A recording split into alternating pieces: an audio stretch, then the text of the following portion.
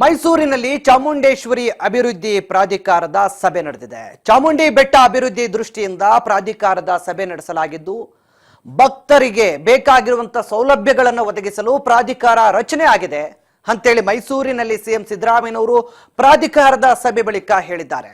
ಪ್ರಾಧಿಕಾರದ ಸಭೆ ಬಳಿಕ ಸಿಎಂ ಸಿದ್ದರಾಮಯ್ಯ ಸುದ್ದಿಗೋಷ್ಠಿಯನ್ನು ನಡೆಸಿದ್ದಾರೆ.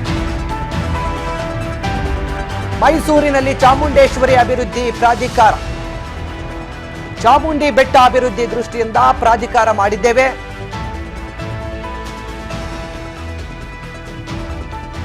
ಹಾಗಾಗಿಯೇ ಪ್ರಾಧಿಕಾರ ರಚನೆ ಆಗಿರುವುದು ಭಕ್ತರ ಸೌಲಭ್ಯಗಳನ್ನು ಒದಗಿಸೋದಕ್ಕೆ ಪ್ರಾಧಿಕಾರ ಇದೆ. ಮೈಸೂರಿನಲ್ಲಿ ಸಿಎಂ ಸಿದ್ದರಾಮಯ್ಯ ಈ ವಿಚಾರಕ್ಕೆ ಸಂಬಂಧಪಟ್ಟಂತೆ ಮಾತನಾಡಿದ್ದಾರೆ. ಸಿಎಂ ಸಿದ್ದರಾಮಯ್ಯನವರು ಇವತ್ತು ಚಾಮುಂಡೇಶ್ವರಿ ದರ್ಶನವನ್ನು ಪಡೆದರು. ಚಾಮುಂಡೇಶ್ವರಿ ದರ್ಶನದ ಬಳಿಕ ಪ್ರಾಧಿಕಾರದ ಸಭೆಯನ್ನು ಕೂಡ ನಡೆಸಿದ್ದಾರೆ. ಚಾಮುಂಡಿ ಬೆಟ್ಟ ಅಭಿವೃದ್ಧಿ ಪ್ರಾಧಿಕಾರ ಸಭೆ ನಡೆದಿದೆ. ಈ ಸಭೆಯಲ್ಲಿ ಈ ವಿಚಾರಕ್ಕೆ ಸಂಬಂಧಪಟ್ಟಂತೆ ಸಿಎಂ ಸಿದ್ದರಾಮಯ್ಯನವರು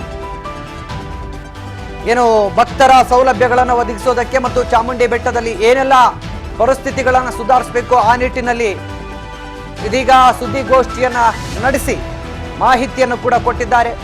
ಚಾಮುಂಡೇಶ್ವರಿಗೆ 169 ಕೋಟಿ ಅಮೌಂಟ್ ಇದೆ. ಆ ಒಂದು ಪ್ರಾಧಿಕಾರಕ್ಕೆ ಈಗ ಚಾಮುಂಡೇಶ್ವರಿ 169 ಕೋಟಿ ರೂಪಾಯಿ ಒಡತಿ. ಚಾಮುಂಡಿ ಬೆಟ್ಟದ ಆರ್ಥಿಕ ಸ್ಥಿತಿಗತಿ ಚೆನ್ನಾಗಿದೆ ಅಂತ ಸಿಎಂ ಸಿದ್ದರಾಮಯ್ಯನವರು ವಿವರಿಸಿದ್ದಾರೆ. ಫಿಕ್ಸೆಡ್ ಡೆಪಾಸಿಟ್,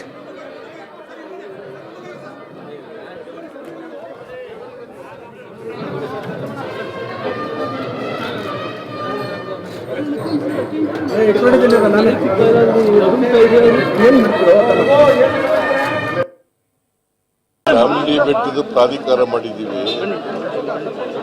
ಆ ಪ್ರಾಧಿಕಾರ ಮಾಡಿದ ಮೇಲೆ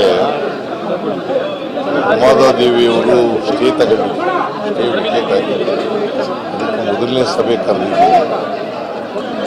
ನಾನು ಚಾಮುಂಡಿ ಬೆಟ್ಟದ ಮೇಲೆ ಮೊದಲನೇ ಸಭೆ ನಡೀತಾ ಇದೆ. ಹಿಂದೇನು ಕೂಡ ಕಮಿಟಿ ಅಲ್ವಾ, ಹಿಂದೆ ಕಮಿಟಿ ಇತ್ತಲ್ವಾ, ಆಡಳಿತ ಮಂಡಳಿ.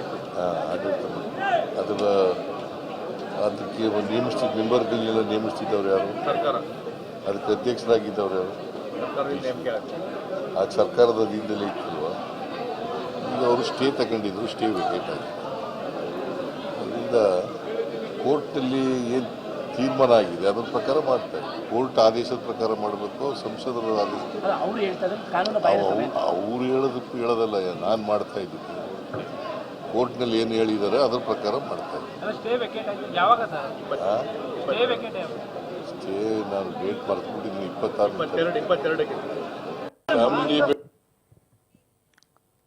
26 ಈ ಬಗ್ಗೆ ಹೆಚ್ಚಿನ ಮಾಹಿತಿಯನ್ನು ಕೊಡ್ತಾ ಹೋಗ್ತಾರೆ ನಮ್ಮ ಸಹೋದ್ಯೋಗಿ ಮೈಸೂರಿನ ಪ್ರತಿನಿಧಿ ಪುಟ್ಟಸ್ವಾಮಿ. ಈಗ ನಮ್ಮ ಜೊತೆ ಫೋನ್ ಸಂಪರ್ಕದಲ್ಲಿ ಜಾಯ್ನ್ ಆಗಿದ್ದಾರೆ. ಪುಟ್ಟರಾಜ್ ಅವರೇ, ಇವತ್ತು ಏನು ಮೈಸೂರಿಗೆ ಸಿಎಂ ಸಿದ್ದರಾಮಯ್ಯನವರು ಭೇಟಿ ಕೊಟ್ಟರು. ಈ ಸಂದರ್ಭದಲ್ಲಿ ಚಾಮುಂಡೇಶ್ವರಿ ದರ್ಶನ ಪಡೆದ್ರು. ಅದಾದ್ಮೇಲೆ ಪ್ರಾಧಿಕಾರದ ಸಭೆ ಮಾಡಿದ್ರು. ಸಾಕಷ್ಟು ವಿವಾದಗಳ ನಡುವೆ ಈ ಪ್ರಾಧಿಕಾರ ಮತ್ತೆ ಈಗ ಸಭೆಯನ್ನ ನಡೆಸಿದೆ. ಈ ಸಭೆಯಲ್ಲಿ ಏನೆಲ್ಲ ಚರ್ಚೆ ಆಯ್ತು ಮತ್ತೆ ಏನ್ ನಿರ್ಧಾರಗಳನ್ನ ಪ್ರಾಧಿಕಾರ ತೆಗೆದುಕೊಂಡಿದೆ ಅಂತ ಸಿಎಂ ತಿಳಿಸಿದ್ರು ಪುಟ್ಟರಾಜ್ ಅವರೇ?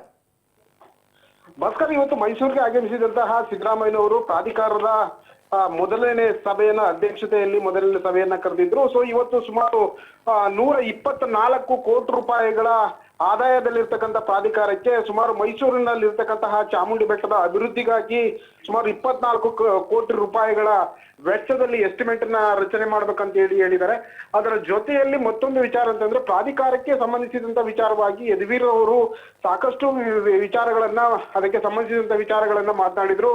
5ನೇ ತಾರೀಕುವರೆಗೂ ಕೂಡ ಸ್ಟೇ ಇದೆ ಅಂತಕ್ಕಂತಹ ಮಾಹಿತಿ ಇದ್ರೂ ಕೂಡ ಸೊ ಸಿದ್ದರಾಮಯ್ಯನವರು ಈ ಪ್ರಾಧಿಕಾರದ ಸಭೆಯನ್ನ ನಡೆಸಿರ್ತಕ್ಕಂಥದ್ದು ಕಾನೂನು ಬಾಹಿರ ಅಂತಕ್ಕಂಥದ್ದನ್ನ ಅವರು ಸ್ಪಷ್ಟವಾಗಿ ಹೇಳಿದ್ರು. ಆದ್ರೂ ಕೂಡ ಪ್ರಾಧಿಕಾರದ ವಿಚಾರದಲ್ಲಿ ಸಿದ್ದರಾಮಯ್ಯನವರು ಕಾನೂನಿನ ಪರವಾಗಿ ಕಾನೂನಿನ ನಿಯಮಾನುಸಾರವೇ ನಾನು ಸಭೆಯನ್ನ ಕರೆದಿದ್ದೇನೆ, ಸಭೆಯನ್ನ ಮಾಡ್ತಾ ಇದ್ದೇನೆ.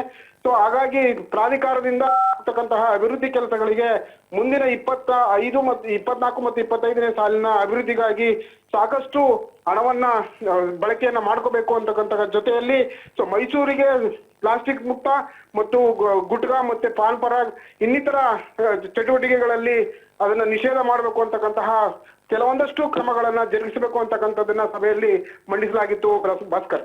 ಓಕೆ, ಥ್ಯಾಂಕ್ ಯು ಪುಟ್ಟಸ್ವಾಮಿ ತಮ್ಮೆಲ್ಲ ಮಾಹಿತಿಗಾಗಿ. ಒಟ್ಟಿನಲ್ಲಿ ಸಿ ಎಂ ಸಿದ್ದರಾಮಯ್ಯನವರು ಇವತ್ತು ಮೈಸೂರಿಗೆ ಭೇಟಿ ಕೊಟ್ಟಂಥ ಸಂದರ್ಭದಲ್ಲಿ ಮೈಸೂರಿನಲ್ಲಿ ಚಾಮುಂಡಿ ಪ್ರಾಧಿಕಾರದ ಸಭೆಯನ್ನು ನಡೆಸಿದ್ದಾರೆ.